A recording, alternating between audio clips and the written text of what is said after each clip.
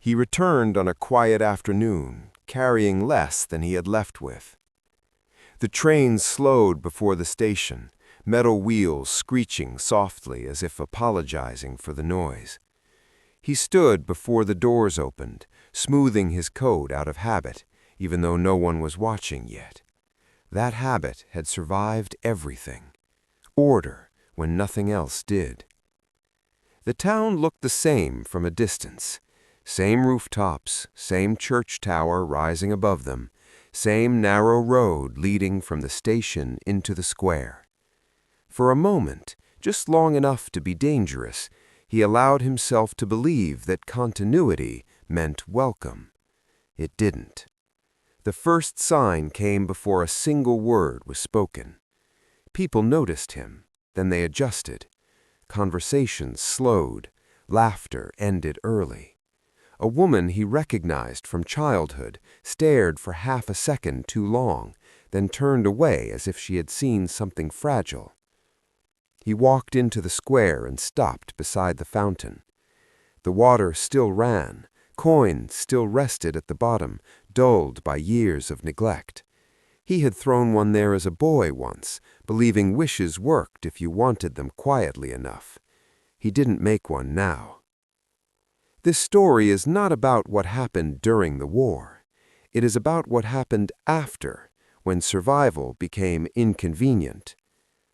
At the bakery, the smell of bread reached him before the door did. He stepped inside, heart beating faster than he wanted it to. The man behind the counter looked up, recognized him instantly, and smiled. "Good to see you," the baker said, too quickly, too carefully. No questions followed, no acknowledgement of absence. The smile lingered just long enough to close the distance, then disappeared into routine. Bread was wrapped, money exchanged, the moment passed, as if nothing unusual had occurred. Outside, he understood what the smile had been for: closure. The town was offering him something without saying it aloud: normality, on the condition that he accepted it without inspection, that he stepped back into place without disturbing what had been rearranged in his absence. He noticed the changes then. The shop that had belonged to his uncle now carried a different name. The house where his family lived was freshly painted, windows bright, curtains new. No sign remained of what had been there before, and no one seemed surprised by that. At the municipal office, the clerk searched records with practiced ease. "Yes," she said, nodding, "you're listed." Relief arose before he could stop it. "Status returned," she continued, stamping the page. "No outstanding claims." Claims. He asked about his family's address. She hesitated, then offered another one instead, spoken gently as if correcting a misunderstanding. When he asked how that change happened, she closed the ledger. "Those years were complicated," she said. Outside again, he sat on the edge of the fountain and pressed his fingers together, grounding himself the way he had learned to do when uncertainty became dangerous. He realized then that no one was asking him questions because questions carried risk. Silence was safer. Silence allowed the town to keep what it had gained without naming how. As the afternoon light faded, one truth settled with unsettling clarity. He had been allowed to come back, but only under one condition: that he understood the arrangement without forcing anyone to say it. That survival had purchased his return, and silence was the deal. The question he now faced was simple and devastating. What happens when the price of belonging is agreeing that nothing happened at all? He stayed long enough to confirm the pattern. In the days that followed, the town performed a careful choreography around him. People greeted him warmly, briefly, then redirected conversations toward weather, prices, repairs, anything that required no memory. When he mentioned the war indirectly, sentences dissolved. Not in anger, in efficiency. The subject simply failed to take hold. Before the war, he had known this town by its rhythms. Who opened early, who lingered at doorways, who spoke too loudly when nervous. Those rhythms still existed, but they had been adjusted. A pause where a question should be, a smile where a name should be spoken. The town had learned how to move without friction.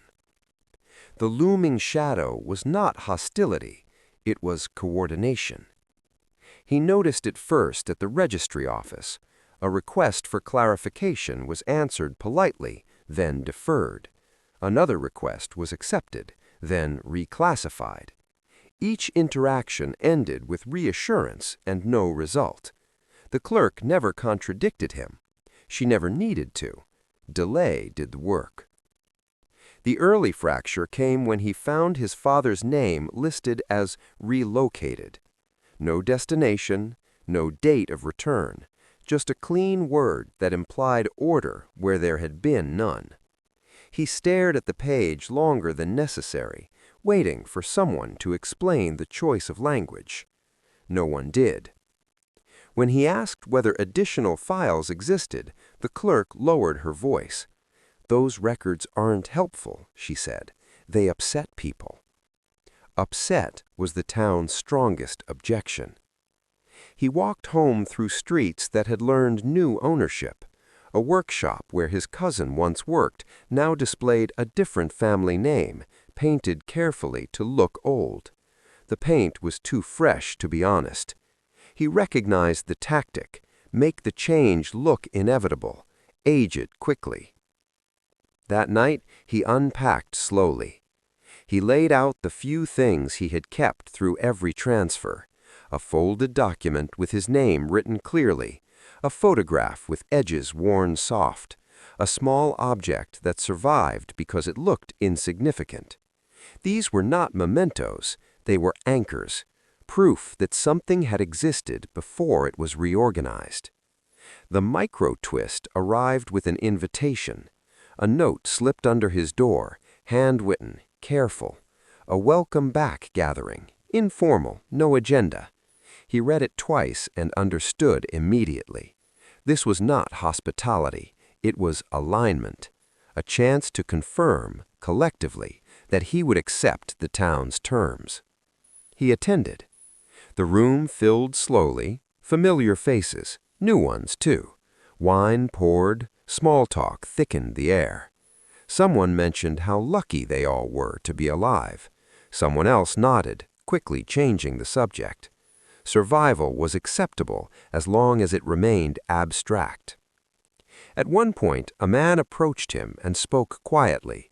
"You understand," he said, without asking a question. "We all did what we had to do." There it was. Not an explanation, an instruction. The moral dilemma crystallized in that moment. If he agreed, out loud or by omission, the town's story would hold. His return would become proof that the past was settled. If he refused, the harmony would break, and he would be blamed for the noise. He left early, without confrontation. Outside, the street was empty and cold.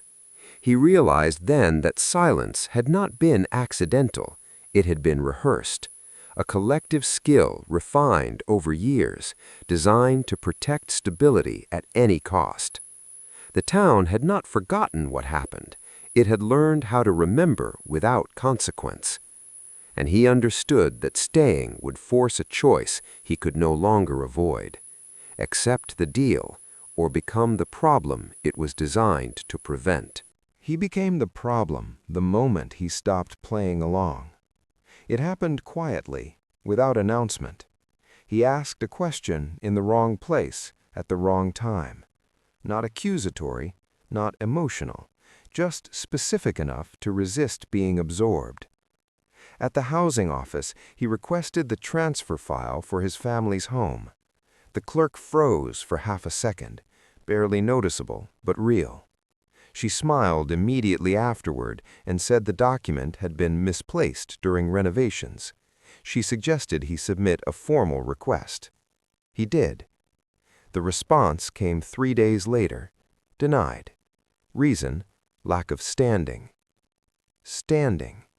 He had survived the war. He had returned legally. He existed in the registry.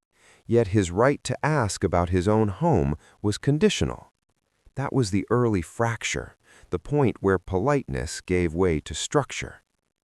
The micro-twist came when he realized the denial was identical to others. Wordlessly identical, same phrasing, same justification, different offices, different records. Someone had written a template.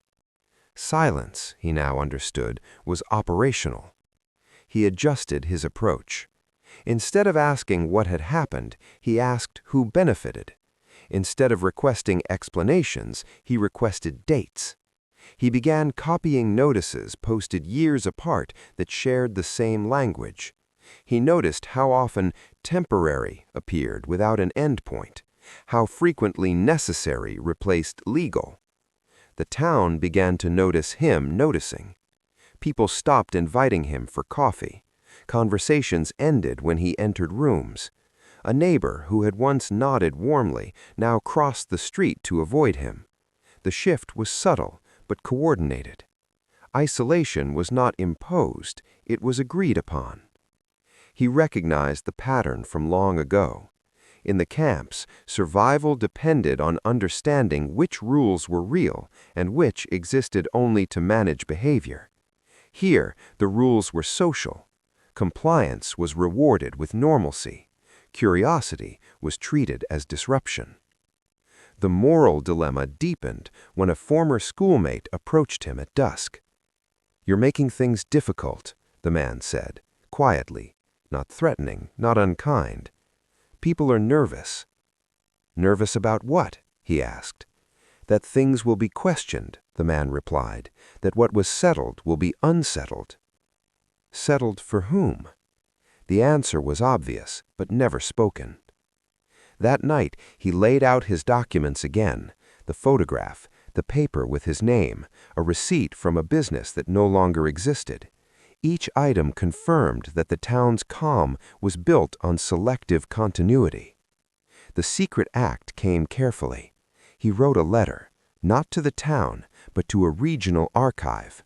He did not accuse. He asked whether wartime property transfers were ever reviewed post-war, whether silence constituted closure, whether records corrected themselves over time or only when pressed. He sent the letter without telling anyone.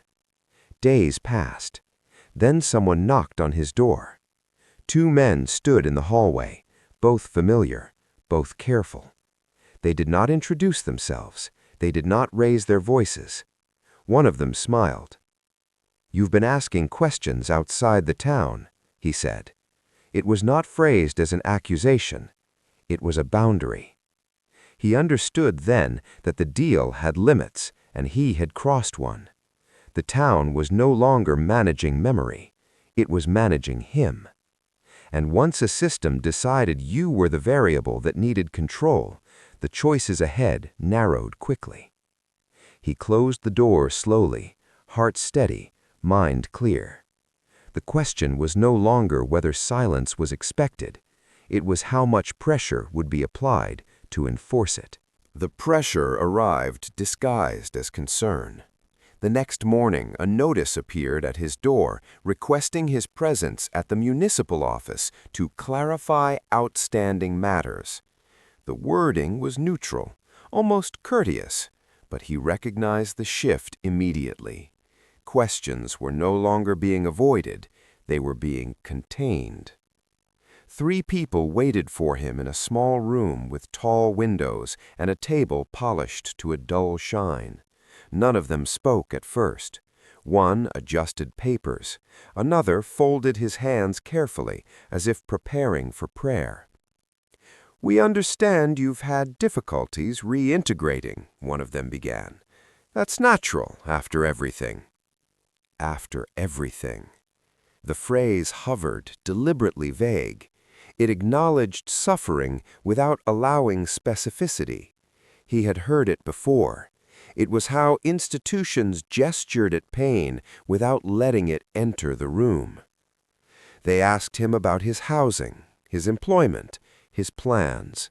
Each question framed as support, each answer quietly recorded. The conversation was not about facts, it was about posture, whether he could be classified as settled or unstable, cooperative or disruptive. The micro-twist came when one of them slid a document across the table. It was a declaration, a simple statement affirming that he had returned voluntarily, that he held no outstanding grievances, that he wished only to resume a peaceful life. Signing it would resolve misunderstandings. It would protect him, they said, from unnecessary complications. It would also protect them. He read the document slowly.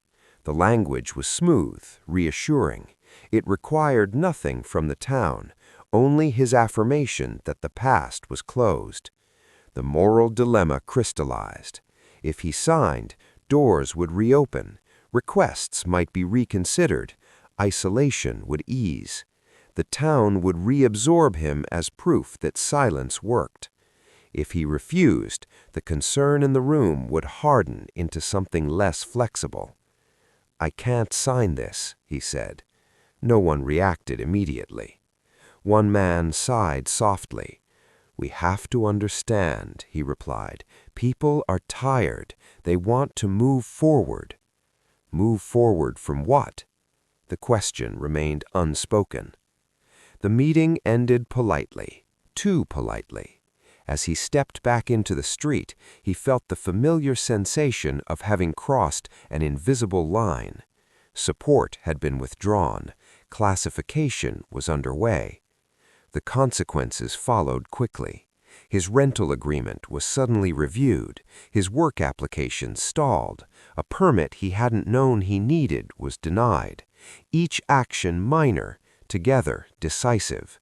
The town was narrowing his options, guiding him toward a single conclusion: leave. That night, he sat alone in his room and felt the full weight of what was being asked of him. Not forgiveness, not reconciliation, participation, an agreement to let his survival validate the arrangement that had benefited others. The secret act came then, in the quiet. He copied everything he had gathered, records, notices, correspondence, and prepared a second letter. This time not a question, but a notification. He informed the regional authority that he would be willing to testify, publicly if required, regarding post-war reintegration practices. He sealed the envelope carefully. Once sent, it could not be withdrawn. He understood now that silence had never been a request. It was a system. And by refusing to sign, refusing to disappear politely, he had forced that system to reveal its teeth. The deal had been offered. He had declined. What remained was to see how far the town was willing to go to enforce it. The town did not escalate immediately. That was the most unsettling part. Days passed without incident. No new notices, no visits. The pressure eased just enough to feel intentional. He recognized the tactic from long ago. When force failed, normality was offered as bait. If he relaxed, if he resumed routine, the system could claim success without ever conceding ground. He did not relax. Instead, he observed how the town recalibrated around his refusal. People resumed greetings, but only in public. Private conversations remained closed. Offers of work appeared, then dissolved before specifics were discussed. Help was extended in forms that required no acknowledgement of the past. Everything was designed to appear generous while remaining non-committal. The micro-twist came when he realized this was not for him. It was for the record. The town needed to demonstrate that reintegration had been attempted in good faith, that opportunities had been offered, that any failure afterward would appear personal, not structural. Silence was being reframed as generosity. The moral dilemma deepened when a neighbor approached him late one evening. The man spoke quickly, eyes darting. "They're worried you'll bring attention," he said. "External attention. That's when things get complicated." "Complicated for whom?" he asked. The neighbor hesitated. "For everyone." Everyone was doing a lot of work in that sentence. The neighbor added, almost pleading, "You survived. Isn't that enough?" That question followed him long after the man left. He understood the temptation embedded in it. Survival as final payment, as moral closure, as proof that the system had ultimately functioned. To ask for more was to appear ungrateful, excessive, disruptive. That night he reread the letter he had prepared for the authorities. He had not sent it yet. Sending it would turn private tension into public process. It would remove the town's ability to manage outcomes internally. It would also expose him fully, his history, his persistence, his refusal to accept erasure. The secret act came not in sending the letter, but in sharing it. He copied the contents by hand and gave it to someone unexpected, a school teacher he remembered from childhood, now near retirement. He did not ask her to act, he asked her to read. "If something happens to me," he said simply, "this explains why." She took the pages without comment.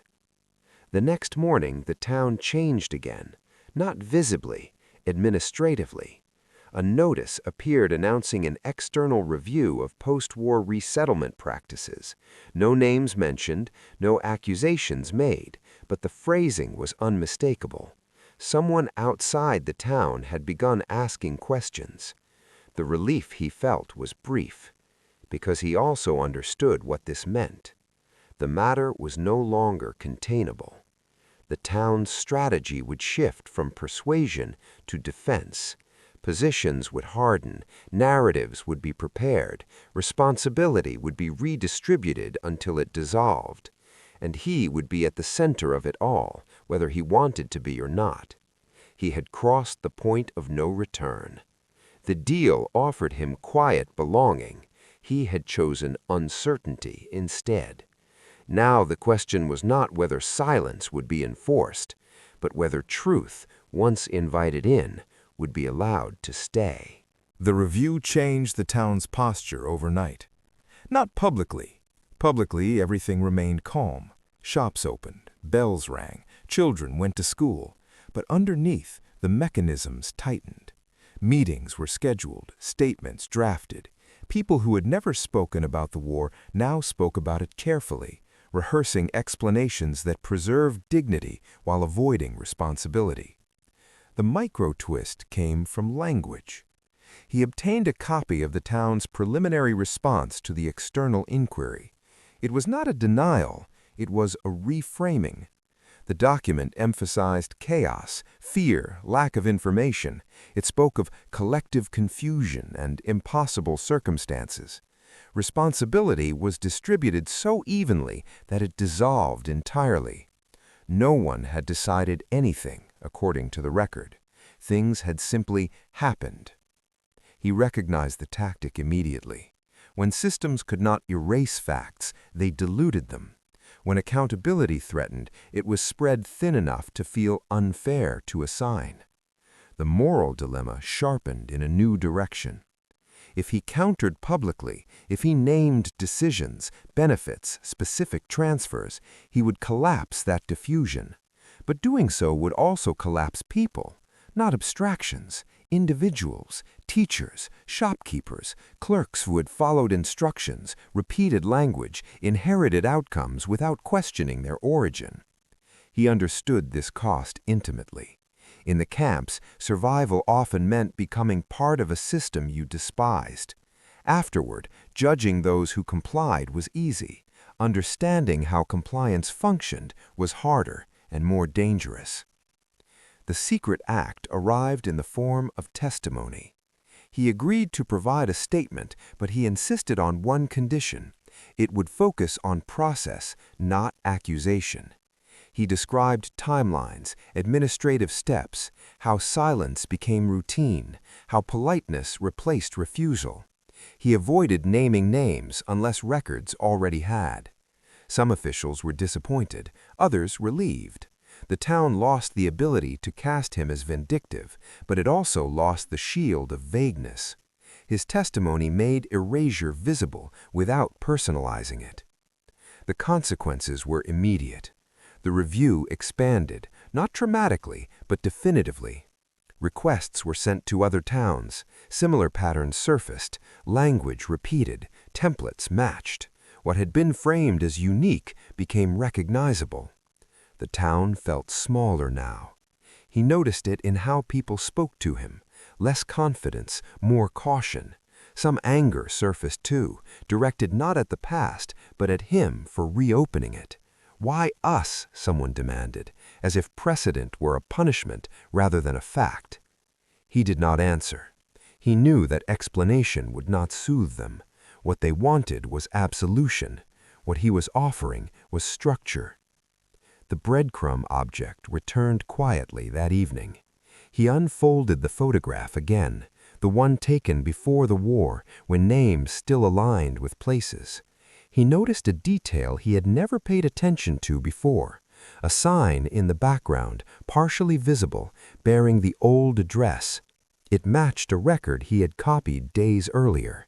The past had left traces. They had only required patience to be seen. As night settled, he understood the shape of what was happening. The town was no longer deciding whether silence was the deal. That had already been exposed. Now it was deciding how much truth it could survive without losing the story it told itself about being decent. And he realized that his role was no longer to demand anything. It was to remain present long enough for the system to finish revealing itself. Because once a process is visible, it cannot pretend to be accidental again. And that visibility was already doing work no accusation ever could. He did not stay to see how it ended. That surprised many people. They expected him to remain, to oversee outcomes, to claim some form of closure. But closure, he had learned, was often a story told by those who benefited most from an ending that arrived on their terms. He left once the process no longer depended on his presence. The review continued after his departure, slowly, carefully, with language that tried to balance acknowledgement and restraint. Some records were corrected, others annotated. Nothing dramatic was undone, but something essential had shifted. Silence was no longer invisible. It required effort now, justification, maintenance. The town adapted. Some people grew defensive, others grew quieter. A few began asking questions they had never allowed themselves to form. Children heard different versions of the same streets they walked every day. Teachers hesitated before skipping certain years. Normality acquired footnotes. He followed these changes from a distance, not obsessively, not with hope, simply with attention. He understood that truth, once introduced into a system, rarely transformed it overnight. What it did instead was slow it down, complicate it, make certain shortcuts less available. That was enough. Years later, someone asked him whether refusing the deal had cost him peace. He considered the question carefully. Peace offered in exchange for silence isn't peace, he said. It's maintenance. He explained that survival did not end when the war did. It simply changed form. Afterward, survival was measured not by what you endured, but by what you were asked to accept as normal. The danger was quieter, but just as real. The breadcrumb object remained with him until the end. The photograph, the paper with his name, the small, unremarkable items that had outlasted systems designed to reorganize lives. He did not display them. He did not share them often. They were not evidence anymore. They were orientation, proof that reality had existed before it was negotiated away. In his later years, he spoke occasionally, never dramatically. He spoke about how silence functioned, how entire communities learned to treat absence as neutrality, how the request to move on often meant carry this alone. People listened not because he demanded it, but because the pattern was recognizable far beyond one town. That was the final echo. The war had taken many things from him: family, years, certainty. But the most enduring attempt came afterward, when he was offered belonging on the condition that he agreed nothing worth naming had happened. He refused that version of peace.